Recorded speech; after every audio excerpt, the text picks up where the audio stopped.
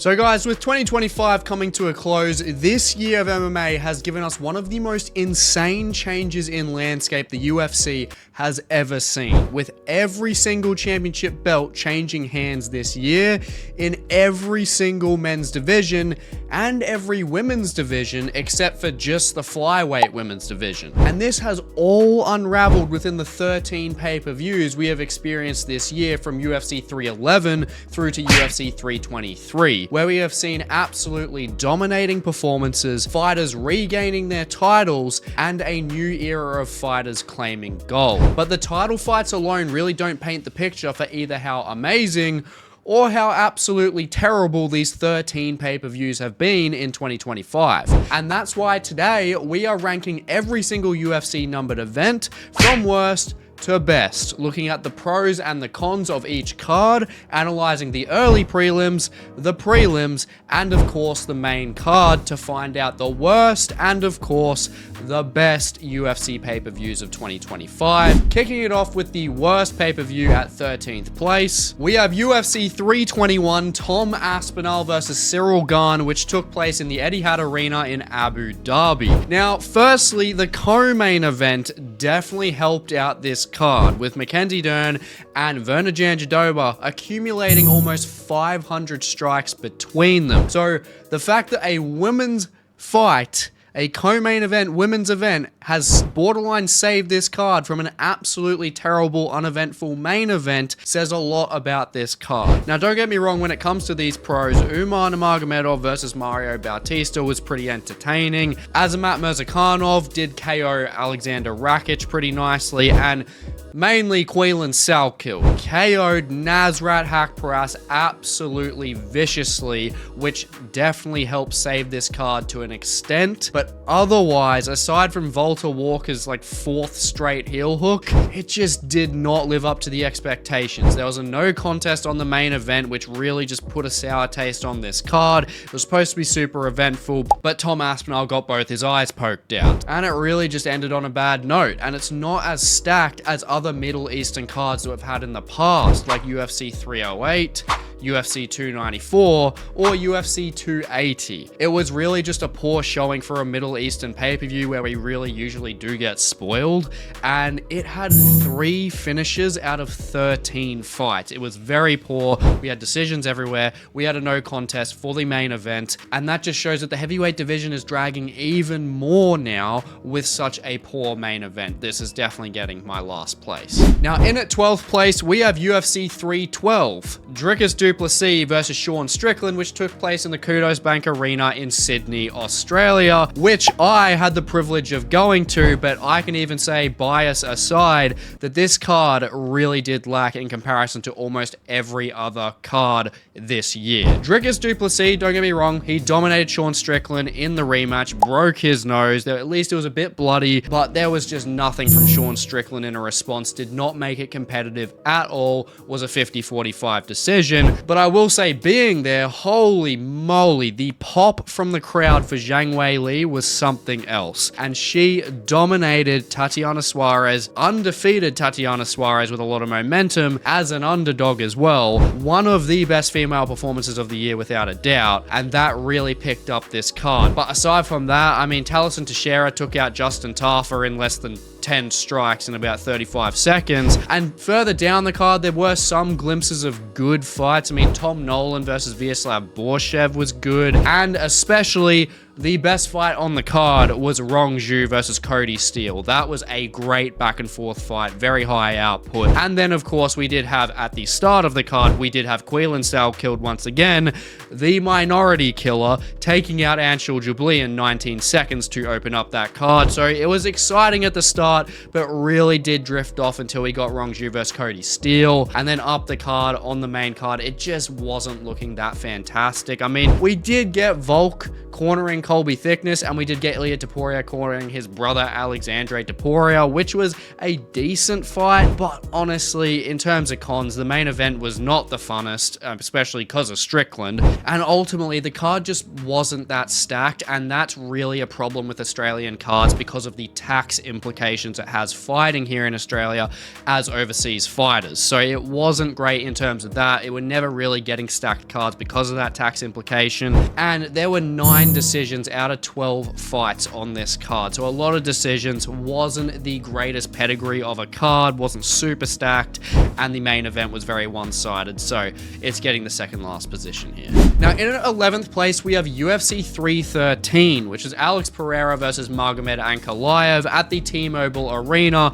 in Las Vegas. Now with this card, it was decent overall consistently. I mean, Alex Pereira and Ankalaev did have a decent fight. It wasn't anything extravagant. I mean, Ankalaev, as definitely not the fan favorite, did obviously take the belt from Alex Pereira, but he did put on a bit of a striking clinic there. He shut down Alex Pereira very well, and a very fun co-main event as well with Gaethje and Fiziev in their rematch. And we also did have Ignacio Bahamondes getting a first round submission into the rankings against Jalen Turner, where Jalen Turner did retire, which does put a little bit of a stain. But the main kicker of this card and why it's not further down in terms of being bad is mainly because of Maurizio Hoofy wheel kicking Bobby Green's fucking face off to open up the main card. Definitely can't ignore that. But then in the feature prelim, we also had Joshua Van dominating another prospect in Ray Saruya. But the cons overall, I mean, Alex Pereira losing the belt, I am not playing favorites here or anything like that. It just hurts the UFC promotionally.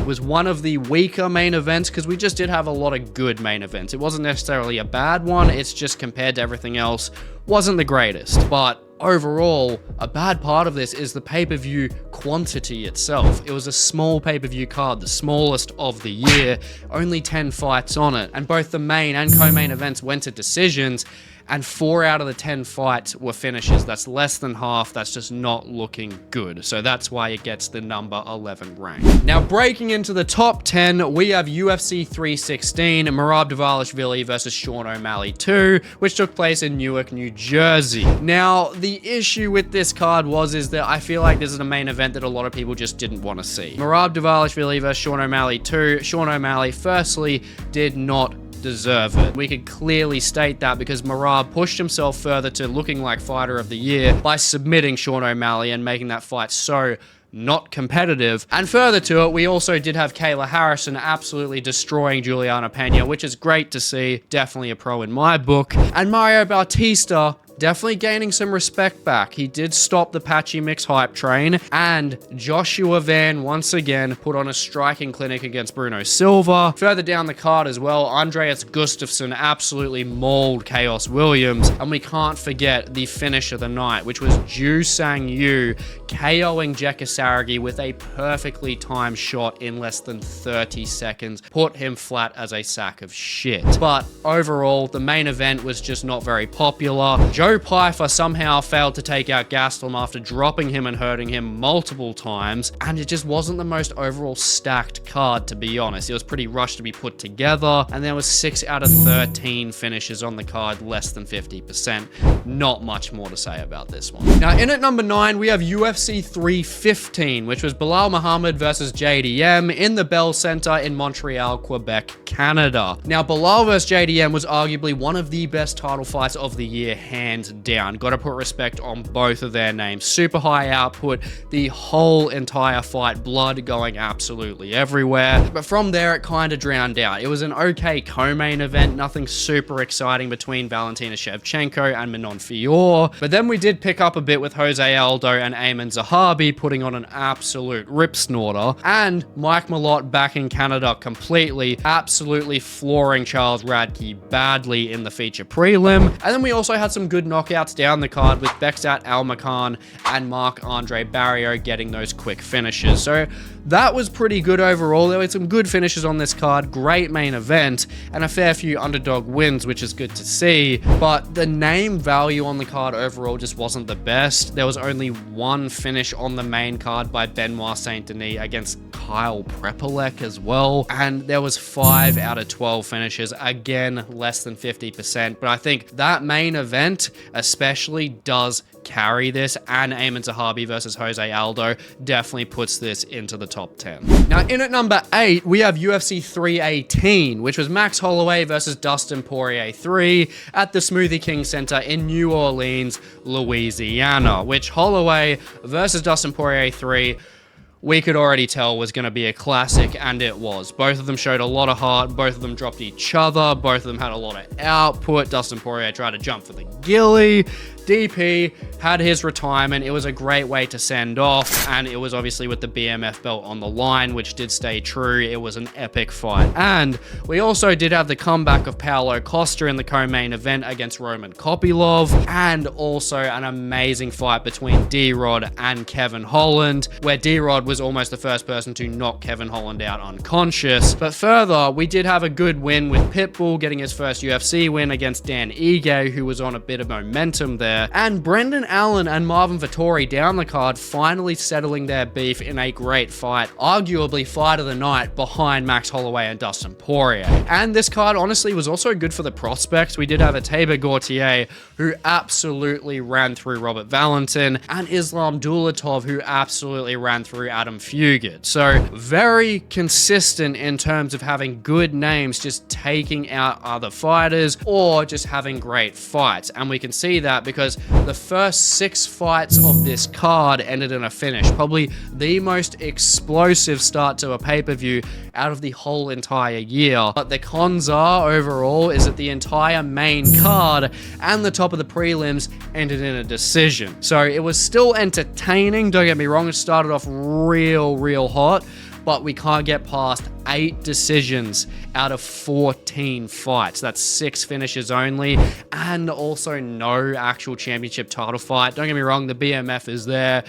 It creates good fights, but it's not a title fight. Next up at number 7, we have UFC 311, Islam Makhachev versus Renato Moicano at the Intuit Dome in Inglewood, California. Now, the Intuit Dome is honestly one of, if not my favorite arenas that the UFC has ever gone to. Just that screen that wraps around the whole entire arena, it just looks sick. But I think that kind of bumps it up a little bit for me just because of the atmosphere with it. But I will say, that's not the only thing that really picks this up into the 7th position. It's obviously having Islam Makhachev on the card helps, and he beat Renato Moicano with absolute ease. And then we had the co-main event where Merab Dvalishvili put on a great 3-1 underdog performance against Umar Nurmagomedov, defending his belt and taking Umar Nurmagomedov 0, and especially the great feature fight with Yuri Prochazka knocking out Jamal Hill in a great high output fight. And then we also had Jailton Almeida and Renier de Ridder getting first round finishes as well. So a great main card that had 4 out of 5 finishes,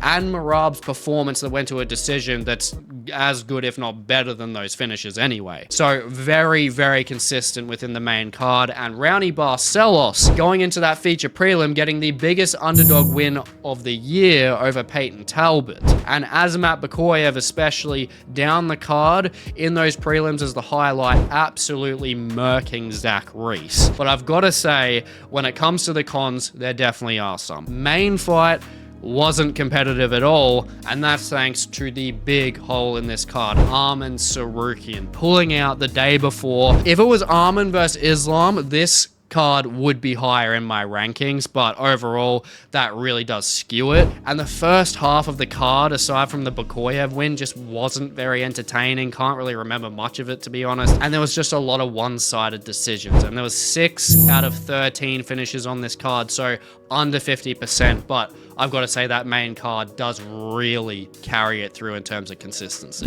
Now, in at number 6, we've got UFC 320, Alex Pereira versus Magomed Ankalaev 2, which took place in the T-Mobile Arena in Las Vegas. Now, this was another great main card that did heavily carry, because we got 4 out of 5 finishes on this main card, with Sharma ending Ankalaev in under a minute and a half, and then Merab absolutely dominating Corey Sandhagen. And most importantly with this card pulling it through is another one of Yuri Prochazka's performances, which was better than the Jamal Hill one, and that's Yuri Prochazka taking on Khalil Roundtree to put on the arguable fight of the year. And then Yusuf Zalal making absolute quick work of Josh Emmett. And then to kick off the main card, we had Joe Pyfer taking out Abus Magomedov, which was a really high entertaining pace. But the early prelims weren't super good, but I will say the prelims did deliver pretty well. Ateba Gautier finished Tristan Vines, Daniel Santos absolutely shut down the hype train Ju Sang Yu, and Jacob Wicklax sends Patchy Mix on a further skid. And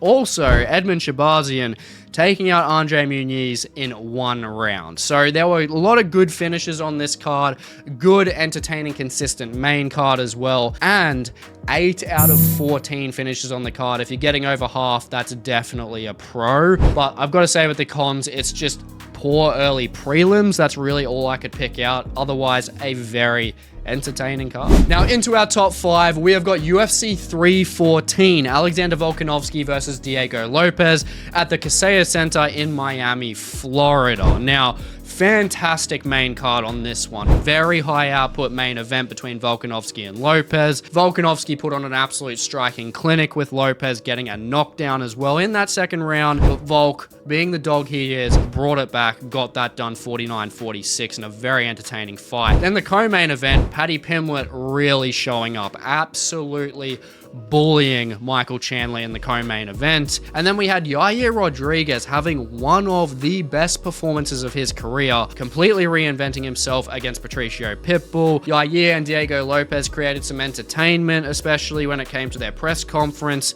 and Yair especially delivered. But more importantly, especially when we look at the press conference, Gene Silver's beef with Bryce Mitchell and him taking out Bryce Mitchell, submitting him unconscious. Just so entertaining. And then Dominic Reyes to kick off the main card, putting Krylov in a damn body bag. Very, very good, consistent main card across the board. And then we also had Dan Ige taking out Sean Woodson as a feature prelim, where Sean Woodson had a lot of momentum as well to try and take that ranking position. But also, I can't skip past this in the early prelims, is Marco Tullio entering the damn matrix against Trajan Gore, throwing the kitchen sink at the dude. So decent early prelims from that.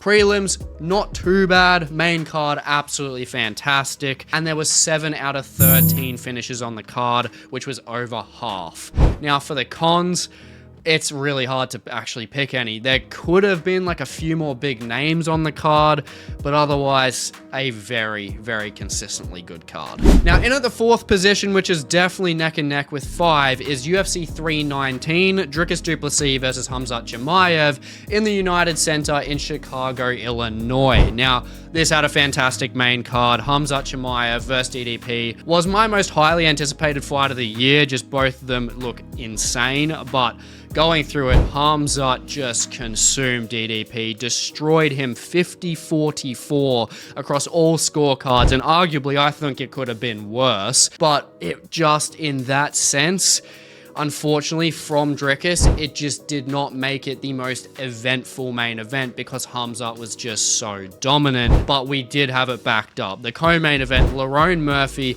absolutely annihilating Aaron Pico, Carlos Prates as well, getting that spinning elbow on Jeff Neal, so 2 spinning elbows, and MVP outworking Jared Cannonier in a striking clinic. And then to kick off that main card, Tim Elliott, the GOAT, sending Kai Asakura on a losing skid. And then as well as that on the prelims, we did have Bysangor Sirsaikayev, who's had a bit of hype on his name being in Chimaev's camp. He had his debut, looked fairly decent, but then we also had Joseph Morales, the Tough 33 winner, getting a fantastic performance over Alibi Idris. Honestly, overall, throughout the card, it was a good card. Like 7 out of 12 finishes as well. Very, very good across the board. Only cons I can say is it was a great main card, but the prelims were fairly weak in comparison. And I think the main event obviously needed to be more competitive to shine more light on this card, but Khamzat Chimaev, man. Now, in at 3rd place, we have UFC 323, Merab Dvalishvili versus Petr Yan 2, which took place in the T-Mobile Arena in Las Vegas just the other day. And I promise there's no recency bias here. It just seriously was a fantastic card. We had a fantastic main event because Yan getting the upset at almost a 5-1 dog, going from a 50-45 decision from Merab in their first fight to going to an arguable 50-45, realistically 49-46 for Yan, stuffing Merab's takedowns, doing a fantastic job outstriking him. It was a great main event. But the part that does skew this card, obviously, is the co-main event, where Pantoja busted his shoulder, busted his elbow, and it just really made for a lackluster co-main event, which really did draw a lot of momentum away from the card, unfortunately. But before that, I mean, Tatsuro Taira getting a finish over Brandon Moreno, which was incredible. His transitional capabilities are elite, and being the first person to finish Brandon Moreno that's not in an exhibition fight,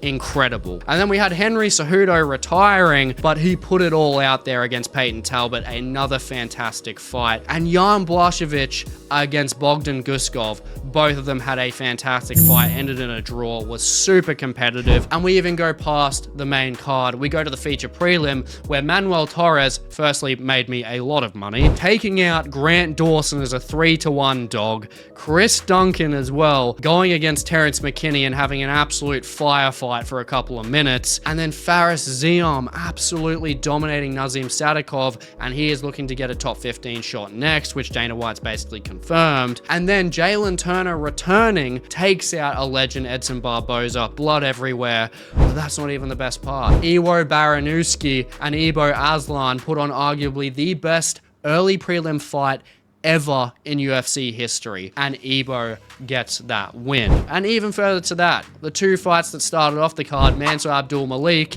and Myron Santos, got fantastic finishes in their fights as well. Now, 9 out of 14 of these fights were finishes, and that includes the co-main event, but it's still extremely impressive to close off pay-per-views for good. And as I said before, the only con is really Pantoja busting his arm, which really just obviously cut down the momentum. But if he didn't, this card arguably could have been perfect. Now, in its second place, we have got UFC 322, Jack Della Maddalena versus Islam Makhachev in Madison Square Garden, New York. Now, firstly, the obvious pro here is getting 2 double champion fights, which is basically unheard of, getting Valentina Shevchenko against Wei Li, and getting Jack Della Maddalena versus Islam Makhachev, the pound-for-pound #1. Now, in this, it was an absolutely stacked main card, having those 2 matchups, and then having Michael Morales and Carlos Prates making absolute quick work of Sean Brady and Leon Edwards, respectively, and Benoit Saint Denis casually KOing Beneil Dariush in 16 damn seconds. So having 3 consecutive KOs on the main card and making it 4 with Bo Nickel having a fantastic feature prelim fight against Rodolfo Vieira, getting the head kick KO. Then we had Erin Blanchfield absolutely dominating Tracy Cortez and submitting her, and then Ethan Ewing shocking absolutely everyone